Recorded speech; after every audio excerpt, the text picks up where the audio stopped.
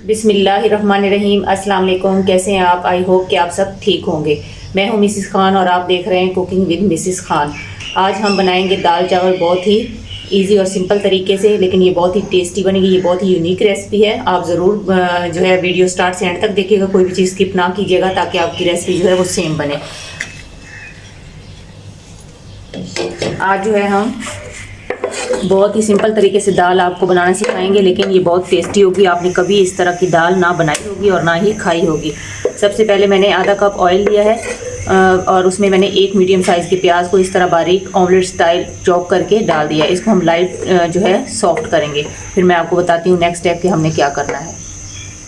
ये देखिए प्याज हमारी लाइट से सॉफ्ट हो चुकी है। अब मैं इसमें डालूंगी 2 टेबलस्पून अदरक लहसुन का पेस्ट। इसको तकरीबन 1 से 2 मिनट के लिए मैं इसके अंदर फ्राई कर लूँगी।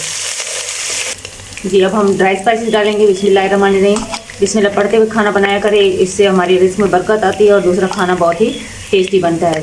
3 टीस्पून मैंने इसमें नमक ऐड किया है, 1 टीस्पून धनिया पाउडर,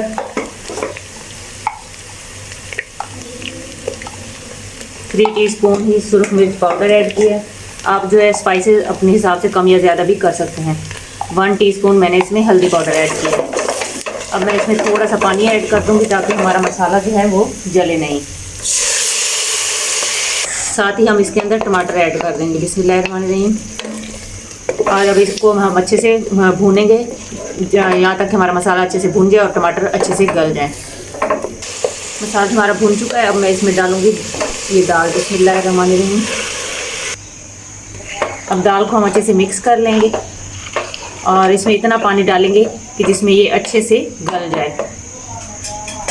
जी, पानी मैंने ऐड कर दिया है। जैसे इसमें बॉयल आ जाएगा मैं ढक्कन ढककर इसको तकरीबन 10 से 15 मिनट के लिए मीडियम टू लो फ्लेम पर गलने के लिए छोड़ दूँगी ताकि ये अच्छे से गल जाए। फिर मैं आपको नेक्स्ट स्टेप बताती हूँ कि आपने क्या करना है। जी, ये देखें माशाल्लाह हमारी दाल जो है वो ऑलमोस्ट गलने वाली है। 1 से 2 मिनट में इसको मज़ीद और गलने के लिए छोड़ दूँगी। फिर मैं आपको बताती हूँ कि हमने इसको तड़का कैसे लगाना है। ये तकरीबन जो है 3 पाव के करीब दाल की रेसिपी है। आप देख लीजिएगा क्वांटिटी के हिसाब से, उस हिसाब से स्पाइसेस कम या ज़्यादा भी आप कर सकते हैं। जी, ये देखें माशाल्लाह हमारी जो दाल है वो बिल्कुल स्मूथ हो चुकी है। अब मैं इसको उतार कर इसका तड़का बनाती हूँ। बिस्मिल्लाहिर्रहमानिर्रहीम। ये मैंने तकरीबन जो है 4 टेबलस्पून के करीब ऑयल डाला है। जैसे गर्म होता है तो इसके अंदर मैं ज़ीरा ऐड कर दूँगी। ज़ीरा जैसे ही इसमें थोड़ा सा कड़कड़ाएगा उसके बाद फिर मैं इसके अंदर ये गोल वाली सुरख मिर्च ऐड कर दूँगी। ये ऐड कर देंगे।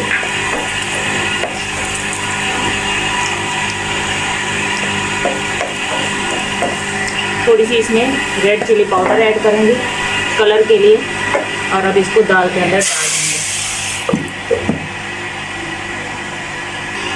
ये देखिए माशाल्लाह अल्हम्दुलिल्लाह हमारी दाल जो है वो रेडी हो चुकी है।